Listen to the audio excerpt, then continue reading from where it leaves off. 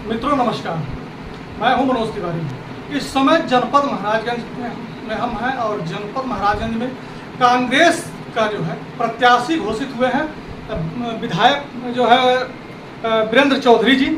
और इनकी प्रत्याशिता घोषित करने के बाद आज जो है एक मीटिंग जो है कांग्रेस कोर कमेटी के प्रदेश उपाध्यक्ष श्री यादव जी हमारे साथ हैं और इनके जो है उपस्थिति में एक यहाँ कांग्रेस कार्यकर्ताओं की जो है मीटिंग बुलाई गई थी।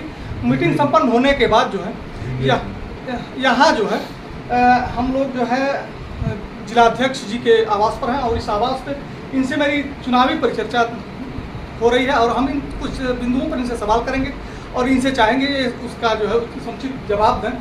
सर प्रणाम। इस समय जो है उत्तर प्रदेश खासकर लोकसभा का चुनाव है और उत्तर प्रदेश जो है अहम राज्य है। यहाँ अहम राज्य होने के नाते यहाँ की लोकसभा बेहद जो है कांटे की टक्कर होती है। महाराजगंज जनपद की जहाँ तक बात है, महाराजगंज जनपद में अब तक जो है विपक्ष के रूप में कोई नहीं है। आज जो है आपकी कांग्रेस पार्टी श्री वीरेंद्र चौधरी जी को जो है प्रत्याशी के रूप में घोषित की है, लेकिन यहाँ लंबे समय से भारतीय जनता पार्टी के जो है सांसद पंकज चौधरी जी का लंबे समय से यहाँ जो है एक छत्र राज्य रहा है और 2 बार को छोड़ करके लगभग 91 से जो है अब तक जो है इनका कार्यकाल है। बेहद मजबूत बेस उनका यहाँ है। ऐसे में पार्टी किस आधार पर वीरेंद्र चौधरी जी को जो है उनके सापेक्ष खड़ा की है और क्या इंडिया गठबंधन के प्रत्याशी उनके सापेक्ष जो है पहला चुनाव लड़ने में मजबूती से खड़े हो पाएंगे या नहीं? देखिए, सबसे पहले तो आपको बताएं कि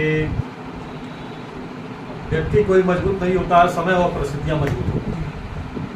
2009 में भी आपको मालूम है कि बड़े अंतर से यहाँ एक बार उनको जवाब मिला था। उसके पहले भी समाजवादी पार्टी से एक सांसद यहाँ जो चुनाव जीते थे श्री अखिलेश सिंह, तब भी उनको जवाब मिला। ऐसा नहीं है कि जब पूरी टीम बना के जब भी कोई भी पार्टी जब वर्क की है तो चुनाव न जीती हो।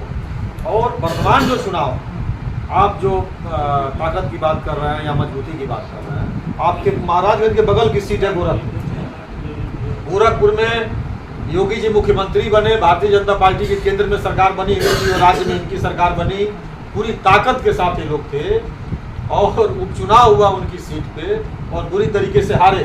सारे साम दाम दंड भेद लगाने के बाद आज भारतीय जनता पार्टी के जो यहाँ सांसद हैं लगातार कई बार से आपका जो कहना है कि वो है, उसी तरह से लगातार महाराजगंज पिछड़ेपन का शिकार भी हुआ और इस लोकसभा की जनता ये चाह रही है कि यहाँ बदलाव।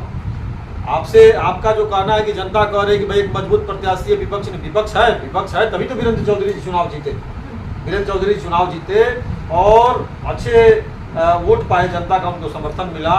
आप आने वाले चुनाव में देखिएगा जिस तरीके से कांग्रेस के कार्यकर्ता, इंडिया गठबंधन के जितने हमारे घटक दल हैं, समाजवादी पार्टी, आम आदमी पार्टी, वामपंथी दल जितने हैं, सब मिलके हम लोग इस चुनाव को जीतेंगे और पूरी ताकत के साथ लड़ेंगे। जैसे यहाँ जो है अभी जो जनमानस में टिकट फाइनल होने के बाद जो है जनमानस में जो आवाज़ आई है वहाँ जो है जाति फैक्टर की चर्चा चल रही है और उसमें ये चल रहा है कि चूँकि चौधरी दोनों लोग हैं तो इसमें जो है चौधरी, एक बड़े चौधरी एक छोटे चौधरी की बात आ रही है और यहाँ जनता जो है खास करके कुर्मी बिरादरी, पटवार, ये सारे लोग जो है बाहुल्य क्षेत्र है और इसमें जो है किस चौधरी की तरफ जनता जो है किस जात के लोग जाना चाहेंगे? देखिए, भले तो जात की बात हम नहीं करेंगे। कांग्रेस पार्टी समावेशी राजनीति की बात करती है। भारतीय जनता पार्टी देश के अंदर जाति और मजहब की जो लड़ाई पैदा की है, हम लोग इस मुल्क को उससे बाहर निकाल के मोहब्बत की तरफ ले जाना चाहते हैं। दूसरी बात कि वीरेंद्र चौधरी जी को भी यहीं के लोगों ने वोट देके विधायक बनाया, चुनाव जिताया और बड़े और छोटे चौधरी की कहीं कोई बात नहीं है। पद से बड़े और आम कहीं कोई आम जनमानस में ऐसा नहीं है। हो सकता कि आपसे कहीं कोई चर्चा किया हो। हम लोगों की भी अभी मीटिंग खत्म हुई है। हम लोगों की भी मीटिंग में लोगों ने कहा है कि तमाम ऐसे लोग थे जो गुस्सा करते थे, गाली देते थे, नाराज रहते थे, लेकिन सोचते थे कि किसको वोट दें, उनके पास ऑप्शन नहीं होता था। वो सब लोग खुश थे, वो कह रहे थे कि आज हमको ऑप्शन मिला है, हम हंस के खुश होके मुस्कुरा के वोट देंगे वीरेंद्र चौधरी को और इस बार चुनाव जिताने का काम करेंगे। तो यहाँ जो है कांग्रेस की जो संगठन है बेहद वीक नजर आती है, इसके पीछे कारण क्या है? कहीं कोई बेहद वीक नजर नहीं है। हमारे जिला अध्यक्ष महोदय हैं माननीय शरद सिंह बबलू जी, पूरी ताकत के साथ पार्टी के सारे कार्यक्रम और लड़ाइयों में आगे रहते हैं।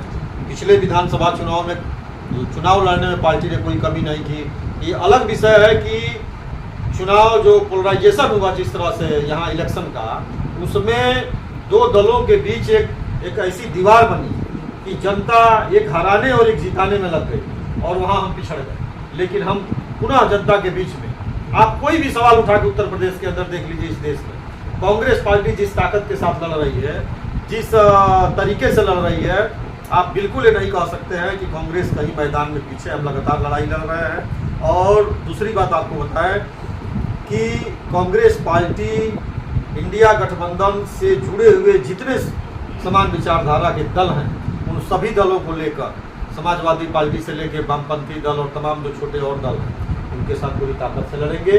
जब सभी के हमारे कार्यकर्ता एक साथ मिले हुए हैं, हमारी ताकत बढ़ी है, इसमें कहीं कोई शंका करने की बात नहीं है। और चुनाव पूरी ताकत के साथ हम लोग उत्तर प्रदेश में लड़ रहे हैं। अगल बगल की जो सीटें हैं जहाँ हमारे घटक दल, हमारे साथी दल लड़ रहे हैं, वहाँ भी हम लोगों की स्थिति काफ़ी मजबूत है। और चुनाव की अभी शुरुआत हुई है, चूँकि यहाँ का चुनाव अंतिम चरण है। जैसे जैसे चुनाव नज़दीक आएगा हमारी ताकत बढ़ती जाएगी। यहाँ भारतीय जनता पार्टी से जो प्रत्याशी थे वो पहले से जमे हुए थे, अपनी दुकान बनाए हुए थे। महाराजगंज को पिछड़ेपन की तरफ ले जाने का जो उनका उद्देश्य रहा है, जो सफलता पाए हैं, उनकी उस पिछड़ेपन की सफलता को बदलने के लिए कैसे महाराजगंज में विकास की लहर लाई जाए, महाराजगंज में समान राजनीति की प्रक्रिया शुरू हो, वीरेंद्र चौधरी जी के नेतृत्व में हम सभी लोग मिलकर लड़ेंगे। यहाँ जो है महाराजगंज या इस समय जो है भारतवर्ष की जो राजनीति है उसमें राम ज़्यादा पुरुषोत्तम श्री राम इस समय केंद्र बिंदु में है। और यहाँ जो आपकी गठबंधन में जो है सपा है, सपा में या तो जो है हावी रहते हैं और तमाम लोग भी उसके साथ जुड़े हुए हैं। इस बार महाराजगंज में सपा और कांग्रेस के गठबंधन में यादव समाज किस तरफ जाएगा, आस्था की तरफ या गठबंधन धर्म निभाएगा? देखिए हम बताएं, बहुत साफ करते पहले, राम